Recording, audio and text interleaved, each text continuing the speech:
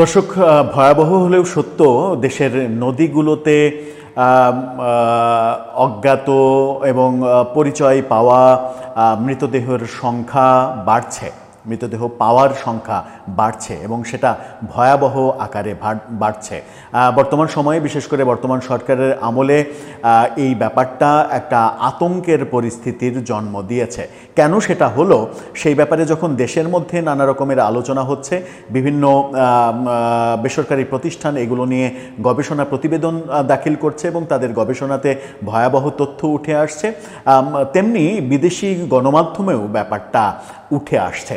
German পত্রিকা Deutsche Welle এবং ভারতের পত্রিকা এই সময়, এই দুটো গণমাধ্যম একই সময়ে এই ধরনের ব্যাপার নিয়ে দুটো প্রতিবেদন করেছে। জার্মান পত্রিকা বলছে যে নদীকে, মানে নদীর পানিকে একটা নিরাপদ আশ্রয় হিসেবে নিচ্ছে অপরাধীরা, যে মেরে যদি নদীতে ফেলে দেওয়া হয়, নদীতে পচে গলে মাছ পোকামাকড় এগুলো খেয়ে আলামত নষ্ট করে ফেলবে, যেন এই মৃত্যুর কারণ কিংবা এর পেছনে যারা অপরাধী রয়েছে সেই অপরাধীরা ধরাছোঁয়ার বাইরে থেকে যেতে পারে।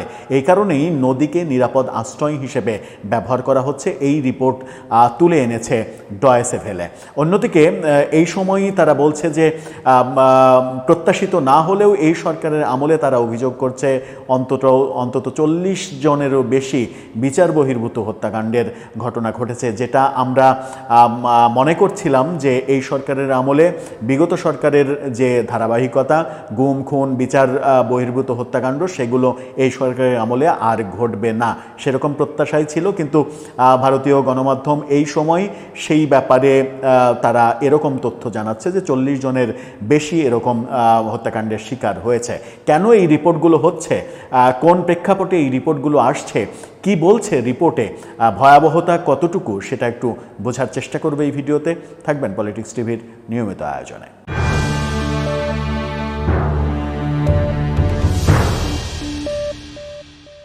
দর্শক, বলছিলাম জার্মান পত্রিকা ডয়েচে ভেলেই মূলত নদী কেন্দ্রিক যে নিউজটা করেছে, যে নদীকে একটা নিরাপদ আশ্রয় হিসেবে বেছে নিয়েছে কিংবা খুঁজে পেতে সমর্থ হয়েছে সন্ত্রাসীরা, কারণ তারা একজনকে মেরে নদীকে ফেলে দিচ্ছে।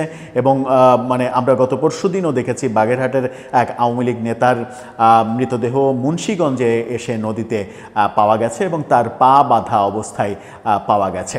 এরকম ঘটনা অনেক ঘটেছে। এর আগে একজন সাংবাদিকের মৃতদেহ পাওয়ার ঘটনা আমরা দেখেছি, সেটাকে হত্যাকাণ্ড না বলে আত্মহত্যা এরকমটাও বলতে শুনেছি অনেককে, যদিও তার কুলকিনারা এখন পর্যন্ত আমরা জানতে পারিনি যে পেছনের প্রকৃত রহস্যটা কি। প্রতিদিন নদীতে বিপুল পরিমাণ এরকম অজ্ঞাত জ্ঞাত মৃতদেহ পাওয়ার ঘটনা ঘটছে। ডয়েচে ভেলের রিপোর্ট যেটা বলছে, হত্যার প্রমাণ গায়েব নদীর জলে, অর্থাৎ নদীর জলে ফেলে এই প্রমাণটা গায়েব করার চেষ্টা করা হচ্ছে। সেখানে বলা হচ্ছে যে নৌ পুলিশের তথ্য বলছে বাংলাদেশে প্রতি মাসে গড়ে 43টি মরদেহ উদ্ধার হচ্ছে নদী থেকে। গত বছর সংখ্যাটি ছিল 36, অর্থাৎ গত বছরের চাইতে এই বছরে সংখ্যা আরও বেড়েছে। 2024 সালের আগস্ট থেকে 2025 সালের আগস্টের মধ্যে শুধু খুলনা অঞ্চলের নদনদী থেকেই উদ্ধার করা হয়েছে 50টি মৃতদেহ। পুলিশ সদর দপ্তরের পরিসংখ্যান বলছে প্রতি মাসে থানাগুলোতে প্রায় 2500 অপমৃত্যুর মামলা নথিভুক্ত হয়। সবচেয়ে বেশি লাশ মেলে নারায়ণগঞ্জ অঞ্চলে। গত বছর নদী থেকে 440 মরদেহ উদ্ধার হলেও 141 জনের পরিচয় এখনও শনাক্ত হয়নি। এবছর উদ্ধার করা মরদেহগুলোর মধ্যে 41টির ক্ষেত্রে হত্যা মামলা করা হয়েছে। নদীর জলে লাশ ফেলে হত্যার আলামত নষ্ট করা হচ্ছে, শুধু জলে না ডাঙায়ও মিলছে এরকম মৃতদেহ। রাজধানীসহ সারা দেশের থানাগুলোতে দৈনিক গড়ে 83টি অপমৃত্যুর মামলা রেকর্ড করা হচ্ছে, অর্থাৎ 83টি মৃত্যু হচ্ছে প্রতিদিন। এটা একটা ভয়াবহ সংখ্যা। নাটোরের গুরুদাসপুরে গত মঙ্গলবার সকালে নন্দকুজা নদী থেকে একটি অজ্ঞাত পরিচয় লাশ উদ্ধার করে পুলিশ। পরে জানা যায় মৃত ব্যক্তির নাম মিলন পরামানিক। তিনি উপজেলার দৌলতপুর গ্রামের খেজের পরামানিকের ছেলে। মিলনের নানি রহেদা বেওয়া ডয়েচে ভেলেকে বলেছেন 2 দিন ধরে মিলন নিখোঁজ, পাওয়া যাচ্ছিল না। পরে একটি লাশ উদ্ধারের ঘটনা খবর তারা শুনে নদীতে গিয়ে তারা সেটা শনাক্ত করে। মানবাধিকার কর্মী নূর খান লিটন তিনি বলেছেন, পুলিশ যে ঘুরে দাঁড়িয়েছে সেটা বলা যাবে না, এর সুযোগ নিচ্ছে অপরাধীরা। নদীতে লাশ ফেলার কারণে পচে গলে যাচ্ছে, ফলে পরিচয় মিলছে না নিহতের, অপরাধীরাও চিহ্নিত হচ্ছে না, পুলিশের চেষ্টা আছে বলেও মনে হয় না। এটা একটা মারাত্মক অভিযোগ তিনি করছেন। আর অপরাধীর ধরনও পাল্টেছে। অপরাধীরা যদি মনে করে পার পাওয়া যাবে, তাদের চিহ্নিত করা যাবে না, তাহলে এ ধরনের হত্যাকাণ্ড বাড়বে। নদীতে লাশ ভেসে আসার ঘটনাগুলো বিচার বহির্ভূত হত্যাকাণ্ড বলা যায় কিনা জানতে চাইলে তিনি বলেন, সবগুলো যে হত্যাকাণ্ড সেটাও তো নিশ্চিত না, তবে এর মধ্যে কিছু তো বিচার বহির্ভূত হত্যাকাণ্ড ঘটে থাকতেই পারে। অর্থাৎ এটা আইনশৃঙ্খলা রক্ষাকারী বাহিনীর কাজও হতে পারে, এমনটা নূর খান লিটন মানবাধিকার কর্মী তিনি মনে করছেন। কিছু কিছু ক্ষেত্রে সেটাও হতে পারে।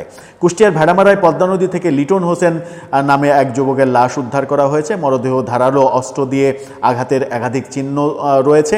এরকম অনেক ঘটনা লক্ষ্মীকুণ্ডা নৌ পুলিশ ফাঁড়ির ইনচার্জ উপপরিদর্শক এসআই শফিকুল ইসলাম ডয়েসে ভেলেকে বলেছেন, নদী থেকে একটি লাশ উদ্ধার করা হয়েছে, মৃতের শরীরে ধারালো অস্ত্র দিয়ে একাধিক আঘাতের চিহ্ন দেখা গেছে। এই যে তথ্য, পরিসংখ্যান কি বলছে? পরিসংখ্যান বলছে যে চলতি বছরের জানুয়ারি থেকে জুলাই পর্যন্ত দেশ জুড়ে অন্তত 301 নারী, পুরুষ ও শিশুর মৃতদেহ উদ্ধার করা হয়েছে। এর মধ্যে নারায়ণগঞ্জে সর্বোচ্চ 34টি মরদেহ উদ্ধার করা হয়েছে। এর পরের অবস্থানে রয়েছে ঢাকা 32টি, খুলনায় নদীতে ভেসে আসা লাশের সংখ্যা 28। সারা দেশের নদীগুলো থেকে উদ্ধার করা লাশের সংখ্যা 301টি, মরদেহের মধ্যে 209টির পরিচয় জানা গেছে, বাকি 92টির পরিচয় জানা যায়নি। গত বছর নদী থেকে অন্তত 440টি মরদেহ উদ্ধার করা হয়েছিল, যার মধ্যে 141 জনের পরিচয় এখনও শনাক্ত করা যায়নি। এরকম বহু নৌপুলিশের পরিসংখ্যান বলছে 2024 সালের আগস্ট থেকে 25 সালের আগস্ট পর্যন্ত এই এক বছরে খুলনা শহরে নদী থেকে 50টি লাশ উদ্ধার করা হয়েছে। এর মধ্যে 32 জন পুরুষ, 7 জন নারী, 11টি শিশু।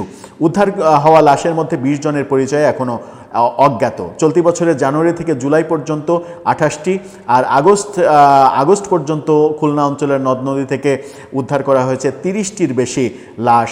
জানুয়ারিতে 1টি, ফেব্রুয়ারিতে 2টি, মার্চে 4টি, এপ্রিলে 3টি, মে ও জুনে 6টি করে 12টি, জুলাইয়ে 3টি, আগস্টে 8টি লাশ উদ্ধার করা হয়। এর মধ্যে 13টি লাশের পরিচয় শনাক্ত করা যায়নি। নদীভিত্তিক যে বিশ্লেষণ, সেখানে জানা যাচ্ছে রূপসা নদী থেকেই উদ্ধার করা হয়েছে মোট লাশের 40%। চিন্তা করা যায়, খুলনার রূপসা নদী থেকেই 40% লাশ উদ্ধার করা হয়েছে। ভৈরব নদ থেকে 30%, পশুর নদ থেকে 20% এবং বাকি 10% উদ্ধার করা হয়েছে অন্যান্য নদ নদী থেকে। এই ভয়াবহ, অনেক বড় রিপোর্ট। এই ভয়াবহ তথ্য তারা যখন দিচ্ছে, তখন অন্যদিকে এই সময় তারা আরেকটা তথ্য দিচ্ছে। আমি জানি না এই তথ্যটা সঠিক কিনা, তারা সঠিক নিউজ করছে কিনা, কারণ মানে ডয়েসেভেলের নিউজকে একেবারে অথেন্টিক নিউজ হিসেবে ধরে নেওয়া গেলেও ভারতীয় পত্রিকার নিউজকে অথেন্টিক নিউজ হিসেবে ধরে নেওয়ার ক্ষেত্রে অনেকবার চিন্তা ভাবনা করতে হয়। এই সময় তারা বলছে যে ইউনূস আমলে 40 বিচার বহির্ভূত খুন, তাদের শিরোনামটা দেখে নিতে পারেন। সেখানে তারা বলার চেষ্টা করছে যে আওয়ামী লীগ সরকার ক্ষমতাচ্যুতর পর গত 13 মাসে অন্তর্বর্তী সরকারের জামানায় বাংলাদেশে আইনশৃঙ্খলা রক্ষাকারী বাহিনীর হাতে বিচার বহির্ভূত হত্যাকাণ্ড হয়েছে 40টি। মানবাধিকার সংগঠন অধিকার জুলাই থেকে সেপ্টেম্বর মাসের ত্রৈমাসিক প্রতিবেদনে এই তথ্য জানিয়েছে এবং তারা অধিকারের রেফারেন্স দিয়েছে, যে অধিকার উপদেষ্টা আদিলুর রহমানের প্রতিষ্ঠান, যে অধিকারে তিনি কাজ করতেন। এখন যেহেতু তিনি উপদেষ্টা, সেহেতু তিনি সরাসরি কাজ করছেন না, তার স্ত্রী কাজ করছেন।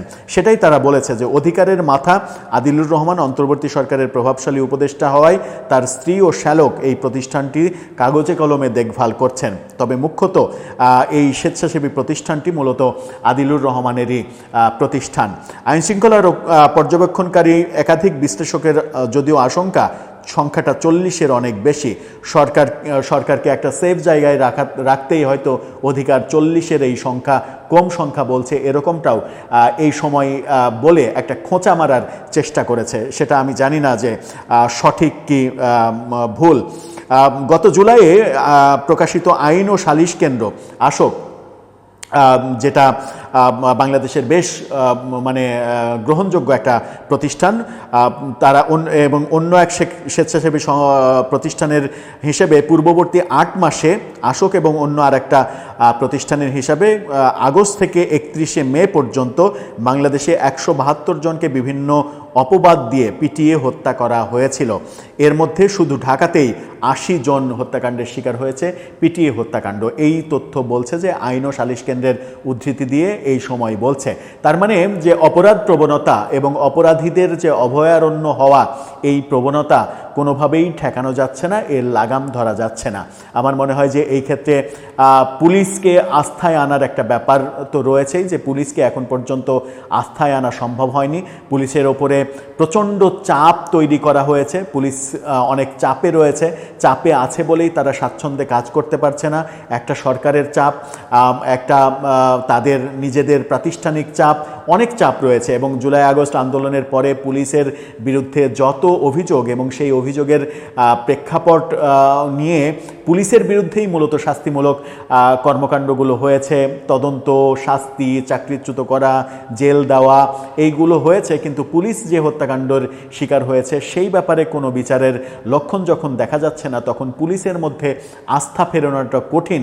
এই ব্যাপারেও অনেক বিশ্লেষক বলার চেষ্টা করছেন, দাবি করার চেষ্টা করছেন। সুতরাং পুলিশকে যদি আপনি আস্থায় আনতে না পারেন, তাহলে এই যে অপরাধীদের অভয়ারণ্যে পরিণত হয়েছে দেশটা, সেটা থেকে উত্তরণের পথ খুঁজে পাওয়াটা খুব মুশকিল হবে। আমার মনে হয় যে সেই দিকে গুরুত্ব আরোপ করা উচিত। নির্বাচন যেহেতু এগিয়ে আসছে, নির্বাচন কেন্দ্রিক সহিংসতা আরও বেশি বেড়ে যেতে পারে। নির্বাচন কেন্দ্রিক সহিংসতা মোকাবেলা করার জন্য পুলিশ বাহিনীকে আপনাকে পরিপূর্ণ আস্থায় আনতে হবে। শুধুমাত্র পুলিশের পোশাক পরিবর্তন করে কাজ হবে না, পুলিশকে আস্থায় আনার কৌশল অবলম্বন করতে হবে। সেটা কি কৌশল হবে সেটা বুঝবেন সরকার, সরকারের উপদেষ্টারা এবং সংশ্লিষ্ট মহল। দর্শক, আপনার কি মনে হয় এই যে অপরাধীরা নিরাপদ আশ্রয় হিসেবে নদীকে বেছে নিচ্ছে, যে একজন মানুষকে মেরে নদীতে ফেলে দেওয়া, যেন ওখানে পচে গলে ব্যাপারটা প্রমাণটা নষ্ট হয়ে যায়। ডয়েসেভেলের যে রিপোর্টটা, এই সময়ের রিপোর্টটাকে আমি অত গুরুত্ব দিতে চাই না, কিন্তু ডয়েসেভেলের যে রিপোর্টটা, সেই রিপোর্টটার ব্যাপারে আপনার ভাষ্য কি? এই ঘটনা অপরাধীরা করার সাহস কিংবা মানে আশ্রয় প্রশ্রয় কোথা থেকে পাচ্ছে? আপনার মতামত জানিয়ে লিখতে পারেন আমাদের কমেন্ট বক্সে।